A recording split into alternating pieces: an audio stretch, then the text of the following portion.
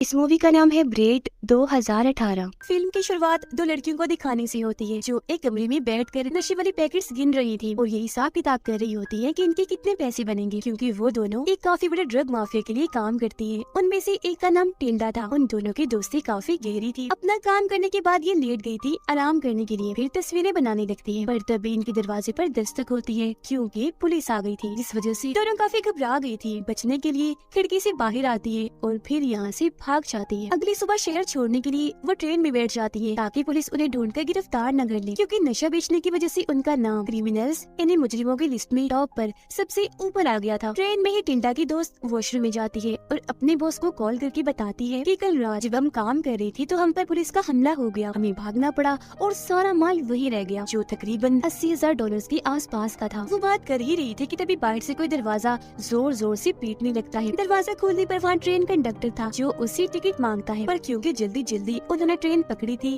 तो टिकट उसके पास नहीं थी, जिस वजह से वो कंडक्टर को अंदर खींचकर उसका मुंह बंद कर देती है। ट्रेन से उतरने के बाद जब वो सड़क पर से गुजर रही थी तो सामने बैठा भिखारी उन्हें गालियां देकर कहता है कि ये दोनों तो पागल और डायने हैं। दोनों को गुस्सा आता है पर वो सोच में पड़ जाती है कि भला ये हमें ऐसा क्यों कह रहा है। फिर तभी उनके पास बॉस की कॉल आती है जो कहता है कि तुम्हारे पास अब 48 घंटों का टाइम है मेरे पैसे वापस लौटाने के लिए। जो नशा वो उस कमरे में ही छोड़ाई थी, जिसके पैसे $80,000 अभी नहीं देने होंगे, जिसके लिए वो अपनी बचपन की दोस्त स्टेफनी के घर जा रही थी जो काफी अमीर थी। काफी बड़ी हवेली में वो अकेली ही रहती थी। कहानी दिखाकर बताया जाता है वो तीनों जब छोटी थी तो काफी सारे गेम्स खेला करती थी, एक दूसरे के साथ बहुत खुश होती थी और उन्हीं में से एक गेम जो उन सबकी पसंदीदा थी उसका नाम डॉक्टर था। जिस गेम को खेलने के लिए 3 असूल थे। पहला कि हर कोई उस गेम को पूरी दिलचस्पी के साथ खेलेगा, यानी गेम में खो जाएगा। दूसरा असूल इन तीनों के अलावा बाहर का कोई भी इंसान गेम में नहीं खेल सकता। और आखिरी असूल कोई भी गेम को बीच में नहीं छोड़ेगा। जो जाहिर है ये इधर ही रहेंगी, इस घर से तब तक नहीं निकल सकती जब तक कि गेम खत्म नहीं हो जाती। फिर टिंडा एक स्कूल यूनिफॉर्म पहनकर घर के अंदर चली जाती है। घर में डेफनी उसके लिए खाना बना रही थी। आते ही टिंडा उसे मोम कह के पुकारती है। अब वो उसे माँ क्यों कह रही थी उसके पीछे भी एक कहानी है। दरअसल बचपन में जब वो डॉक्टर गेम खेल रही थी तो उस गेम को बार बार खेलने से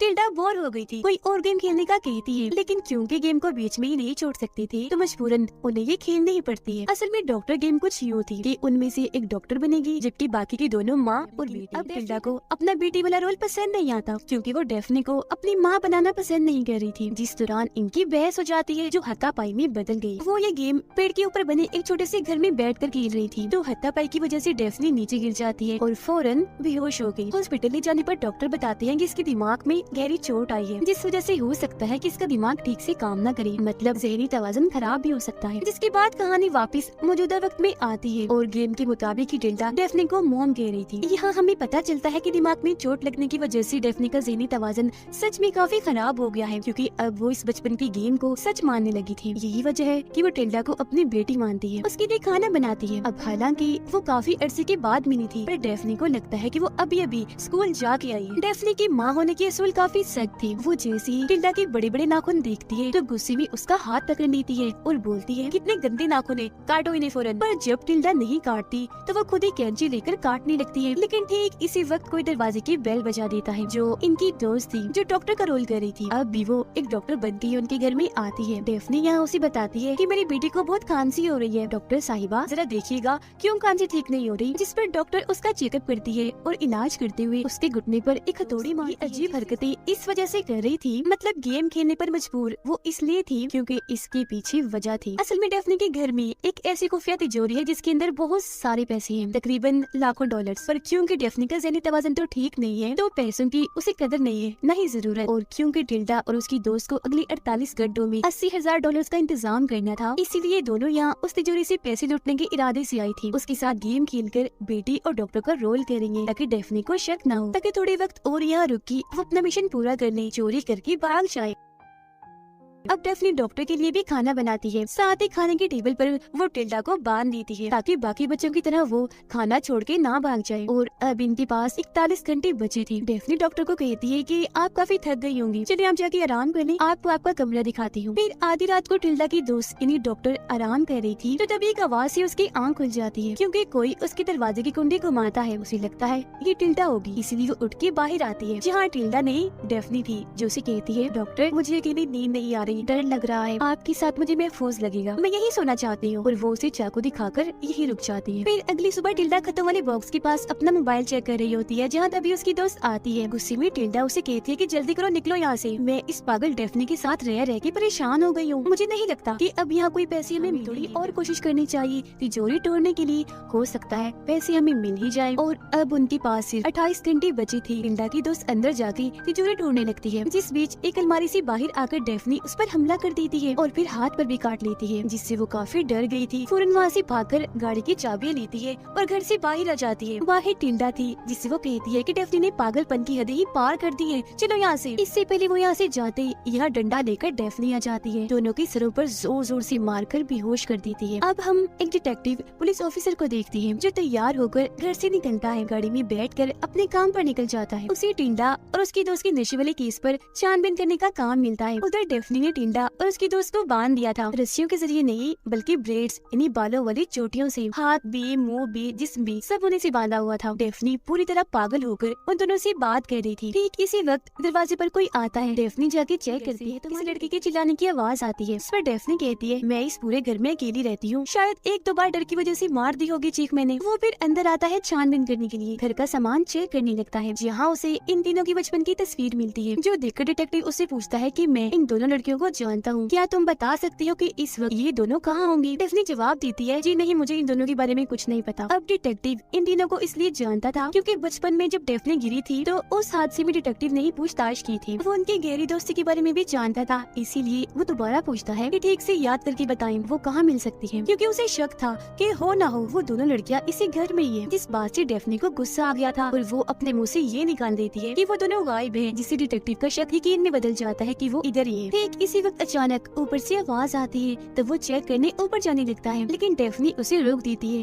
कहती है कि आप मेरे घर की तलाशी नहीं ले सकते ऐसे, पहले अपना लाइसेंस दिखाएं। लेकिन फिलहाल क्योंकि उसके पास लाइसेंस नहीं था तो वहाँ से जाने लगता है, पर जाते जाते वो कहते हैं कि अगर वो दोनों लड़कियाँ इस घर में है तो मैं लाइसेंस के साथ वापस जरूर आऊंगा, क्योंकि वो सच में गायब है और उनका नाम क्रिमिनल्स वाली लिस्ट में टॉप पर है। ये सुनकर डेफनी ऊपर जाती है और घर के सभी दरवाजों को मजबूती से बंद करने लगती है ताकि दोनों को पुलिस से बचा सके। अब उन दोनों ने खुद को आजाद कर लिया था, इसीलिए एक बार फिर तिजोरी ढूंढने लगती है। यहाँ आई हो, जो काम तुम करना चाहती हो उसके लिए कुछ पहेलियाँ, कुछ छुपे हुए कोड्स हैं, जिन्हें जहन में रख के तुम्हें इस हवेली में आगे बढ़ना होगा। एक जगह ऐसी है जहाँ मेरी डॉल्स पड़ी हैं। फिर आगे बढ़ के एक शीशा तुम्हें दिखेगा जो तुमसे कुछ बोल रहा होगा, क्योंकि उसके ऊपर कुछ लिखा हुआ होगा, और जब तुम उस कीमती चीज नंबरों को तोड़ोगी तो कब्र फौरन खुल जाएगी और तुम्हारा मकसद पूरा हो जाएगा, तुम वो हासिल कर लोगी। अब टिल्डा की दोस्त को कुछ समझ नहीं आती कि वो क्या क्या बोले जा रही है। तब टिल्डा अपने दोस्त को साइड में ले जाके बोलती है कि ये एक पहेली है, जिसे इशारों में वो समझा रही है, जो तिजोरी तक पहुँचने का रास्ता है। नंबर्स वो तिजोरी के कोड्स को कह रही है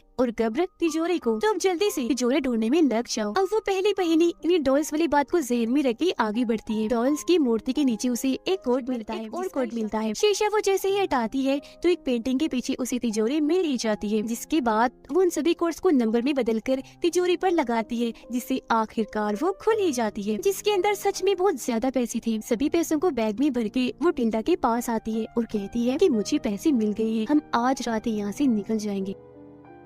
फिर रात होते ही दोनों लैंप्स लेकर यहाँ से निकल जाती है। सड़क पर आकर गाड़ियों से लिफ्ट मांगती है, पर कोई भी उनके लिए गाड़ी नहीं रोकता। और फिर तभी एक तेज स्पीड में आती हुई गाड़ी टिल्डा के दोस्त से आकर टकरा जाती है, जिसमें और कोई नहीं बल्कि डेफनी थी, जो अब दोबारा से उन दोनों को अपने घर ले आती है, जहाँ अब उसने दोनों को कुर्सियों के साथ बांध दिया था। इस सब की वजह से टिल्डा की दोस्त दुखी थी, जो देखकर डेफनी चाकू लेती है और उसके चेहरे पर कट लगा के स्माइल वाला निशान बना देती है, ताकि वो उसे मुस्कुराता हुआ देख सके। अब वो भिखारी जो दोनों को गालियाँ दे रहा था पुलिस स्टेशन आकर बताता है कि मैंने उन दोनों गायब लड़कियों को रेलवे स्टेशन पर देखा था। डेफनी उन दोनों पर काफी जुल्म करने, उनका हुलिया बिगाड़ने की बात कहती है कि अब अगर तुम चाहो तो गेम को छोड़ के जा सकती हो। साथ ही वो अखबार भी देती है जिस पर उन दोनों के लापता होने और क्रिमिनल्स की लिस्ट में टॉपर होने वाली खबर छपी थी, जो देख दोनों काफी डर भी गई थी और हैरान भी थी कि यहाँ से बाहर निकली तो पकड़े जाएंगे। पर अब डेफनी उन्हें जल्द से जल्द यहाँ से जाने का कहती है कि मैं तुम्हें अब एक मिनट भी यहाँ बर्दाश्त नहीं करूंगी, क्योंकि बहुत जल्द मेरा बच्चा पैदा होने वाला है। टिल्डा हैरत से पूछती बोलती है, कैसा बच्चा, तुम्हारी तो शादी भी नहीं हुई थी। तब वो बोलती है कि मैंने तुमसे ये बात छुपाई, वो दरअसल शादी मेरी हो गई थी। जो सुनकर टिल्डा जोर जोर से हंसने लगती है, उठ खड़ी हुई क्योंकि वो डेफनी के पागलपन को अपने फायदे के लिए इस्तेमाल करने का सोचती है। बोलती है, सुनो मेरी बात डेफनी, अगर तुम्हारा बच्चा होने वाला है तो तुम्हें फौरन अभी की अभी सर्जरी की जरूरत है, जिसके लिए वो भी मान जाती है और ये दोनों भी उसे लिटा देती है। सर्जरी के बहाने जान से मारने के लिए उन्होंने ऑपरेशन वाले सारे औजार भी ले लिए थे, साथ ही सर्जन वाले कपड़े भी पहन लिए थे। और अब जैसे वो औजार से उस पर वार करने वाली थी कि तभी यहाँ डिटेक्टिव आ जाता है, जिन पे गन पॉइंट करके पीछे हटाता है और नीचे बैठने का कहता है। वो जब दोनों के पास जाता है तो डेफनी उठ खड़ी होती है और डिटेक्टिव के पेट में चाकू घुसा देती है। जख्मी होकर वो जैसे ही नीचे गिरता है, ये तीनों टांगों से मार मार कर उसका बुरा हाल कर देती है। फिर उसकी लाश को एक कवर में पैक करके बाहर जमीन खोदकर वहाँ गाड़ देती है। सबूत मिटाने के लिए उसकी गाड़ी को तालाब में फेंक देती है, जिसके बाद वो तीनों एक ही जैसे कपड़े पहन के खाने के टेबल पर बैठ जाती है। काफी खुश लग रही थी और मजे से अपना खाना एंजॉय करने लगती है। अगली सुबह जब किसी काम से टिल्डा की दोस्त बाहर आती है तो उसे वहाँ डिटेक्टिव दिखता है, जिसकी हालत काफी खराब थी, खून में लथपथ था, डरावना लग रहा था। टिल्डा की दोस्त पर हमला कर देता है, पर वो काफी घबरा जाती है, ये सोचकर कि हमने तो इसे जमीन में गाड़ दिया था, तो फिर ये बाहर कैसे आया। फिर तभी इधर टिल्डा और डेफनी भी आ जाती है, जो उसे अंदर आने का कहती है। अब टिल्डा की दोस्त को खतों वाले बॉक्स से एक छन्ना मिलता है, जिसे उन्होंने डिटेक्टिव की लाश के साथ ही दफन कर दिया था। ये देखकर वो कब्र खोदती है, पर उसे वहाँ डिटेक्टिव की लाश नहीं मिलती, जो देख वो काफी डर भी गई थी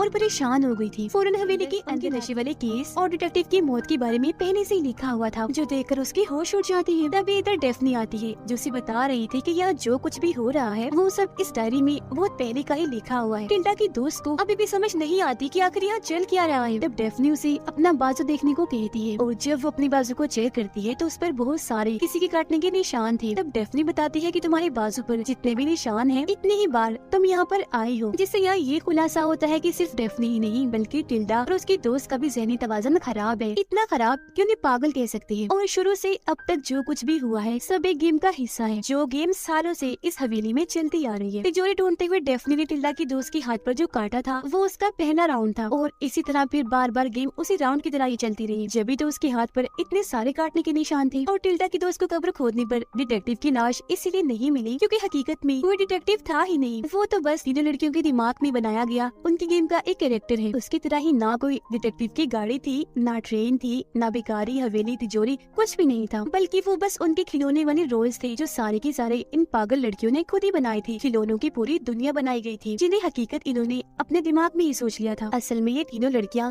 कपड़े की बनाए हुए एक टेंट में बैठी है। सब कुछ टेंट में उन्होंने इसलिए सोच लिया क्योंकि उनके मुताबिक बाहर की दुनिया बेकार है। और अब हमें दोबारा से एक बूढ़ी औरत दिखाई जाती है जो कि डेफनी थी और बाहर से टिल्डा पहले की तरह स्कूल से वापस आती है, पर अब वो दोनों काफी बूढ़ी हो चुकी है, जिसका मतलब था कि अब इस पागल गेम को चलते चलते उनकी पूरी